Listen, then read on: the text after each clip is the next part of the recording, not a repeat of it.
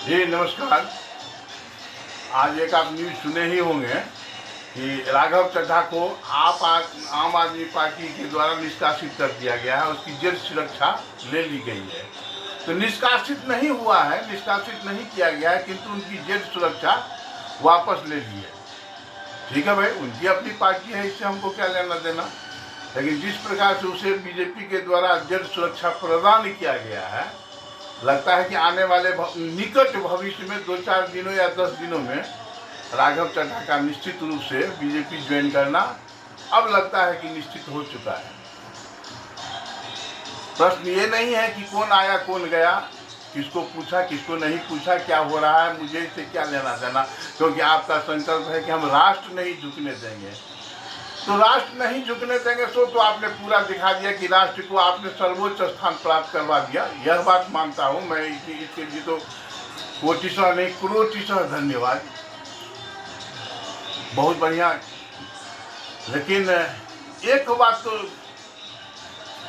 हमको जो समझ में आ रहा है कि आप ऐसे ऐसे लोगों की भर्ती करवाते जा रहे हैं भारतीय जनता पार्टी में, जो तिलक तराजू और तलवार को सदैव अपमानित ही नहीं करते हैं, अब तो खुलेआम गाली देने लगे हैं। 14 अप्रैल को अंबेडकर जयंती के नाम पर गुरु परशुराम के साथ जो बर्ताव हुआ, पुलिस के सामने में हुआ और उसकी प्रतिक्रिया हुई तो उसे अरेस्ट किया गया। लेकिन वहां पर एक ब्राह्मणों को पीटा गया, पुलिस को मारा गया, महिलाओं के साथ ज्यादती हुई, पुलिस केवल देखती रही, पुलिस को भी मार लगी, कोई बात नहीं। और जो परशुराम अपमान का विरोध कर रहे थे, जो शांतिपूर्ण विरोध कर रहे थे, कोई उनके पास न तो कोई हथियार था ना उचक्कापनी का है कि ये तिलक तराजू और तलवार वो कभी भी उचक्कापनी नहीं करते हैं। जिस दिन उचक्कापनी करना होगा उस दिन तो फिर देखा जाएगा।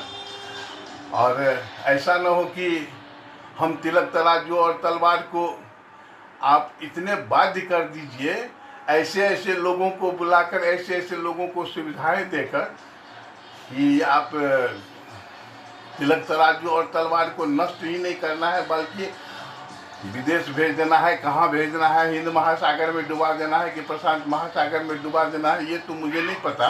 किंतु एक बात निश्चित होती जा रही है कि हम अपने देवी देवता सहित, हम अपने पूर्वजों सहित, कोई कहते हैं कि हम परशुराम को तो जानते भी नहीं है, ये काल्पनिक है, और अंबेडकर को जानते हैं। भैया अंबेडकर को जानना बढ़िया बात है, BN राव को भूल जाइए, मतलब प्रेम बिहारी नारायण रायजादा को भूल जाइए, डॉक्टर राजेंद्र प्रसाद को भूल जाइए और सभी को भूल जाइए। अंबेडकर महान थे, हमको कोई आपत्ति नहीं है। लेकिन गुरु परशुराम, भगवान राम, श्री कृष्ण, महाभारत, राम सेतु सब काल्पनिक था, यह इनको पता है।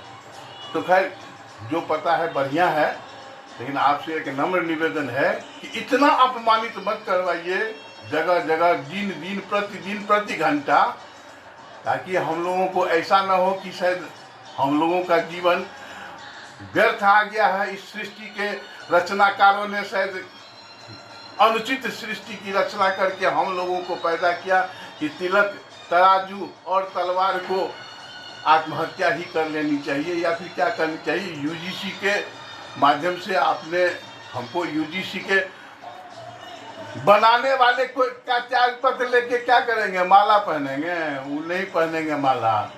आप तो UGC को हटा देते, कोर्ट ने तो हटाया है, अब देखते हैं कि आगे क्या होता है।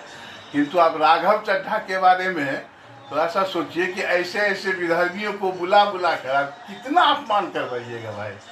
बीजेपी में कोई नेता और नहीं मिला,